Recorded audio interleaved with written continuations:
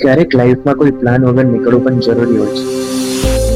અમે પણ નીકળી ગયા છે સુરતથી સાપુતારા જવા માટે. 3 દોસ્ત, 2 બાઇક અને ડેસ્ટિનેશન કરતા વધારે તો ઇમ્પોર્ટન્ટ અમારો આ સફર છે.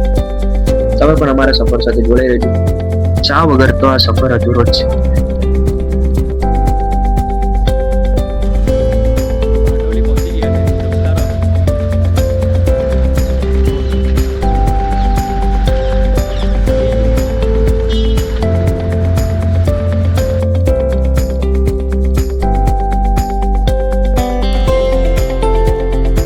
આ સફર સ્પીડ માટે નથી, આ સફર શાંતિ માટે છે.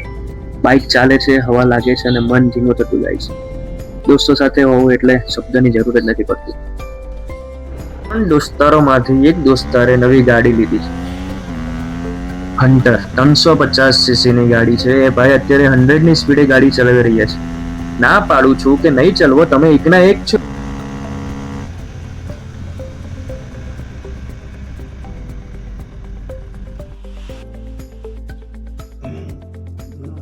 ગુડ મોર્નિંગ મિત્રો.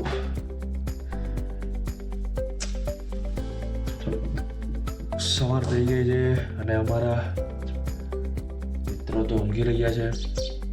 હું એકલો જ જાગી ગયો છું.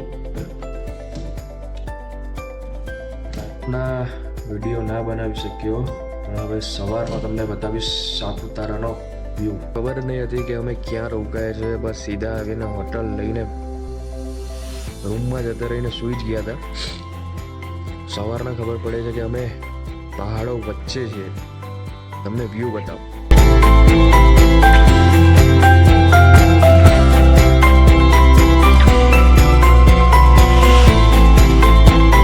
Right, camera, action, start. મસ્ત બનાવજો વિડીયો. પતી ગયું.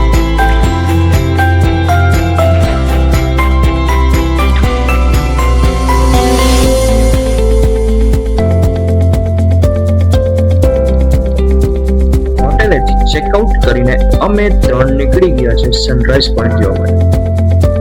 હા,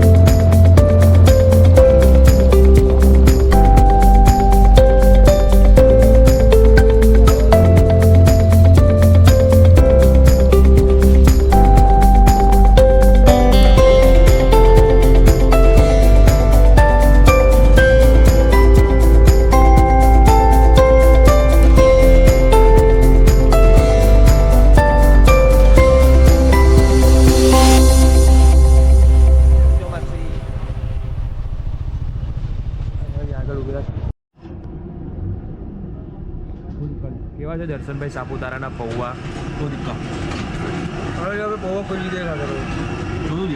કેવા છે જુગલભાઈ? જા ને ભણવા, તું બોલે જ નહીં.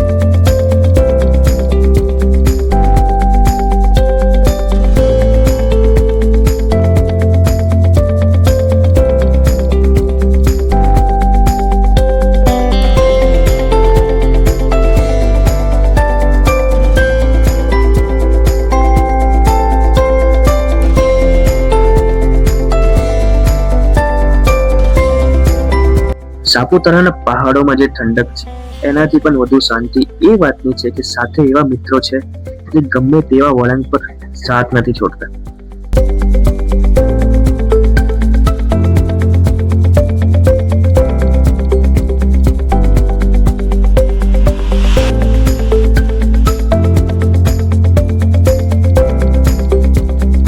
ઊંચાઈ પર પહોંચવું હોય તો ચઢાણ તો ચડવું જ પડશે ને. પછી સાપુતારાનો પહાડ હોય કે જિંદગીનો ગોલ.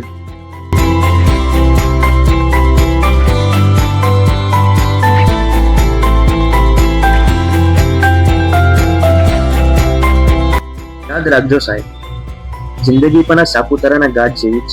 વળાંક આવશે, ચઢાણ પણ આવશે, પણ જો બેલેન્સ રાખશું અને ગેર બદલતા રહેશું ને તો મંજિલ જરૂર મળશે.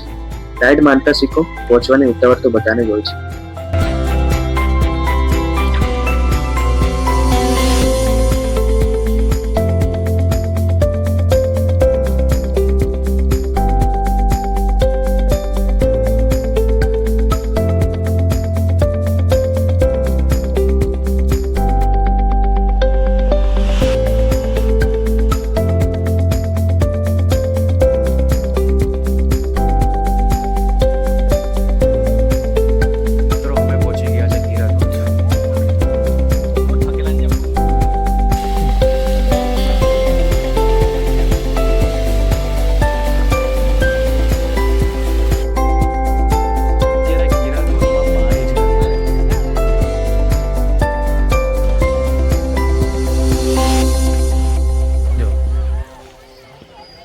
₹40 લઈ લીધા છે ખાલી આટલા પાણીને જોવા માટે અમારી પાસે.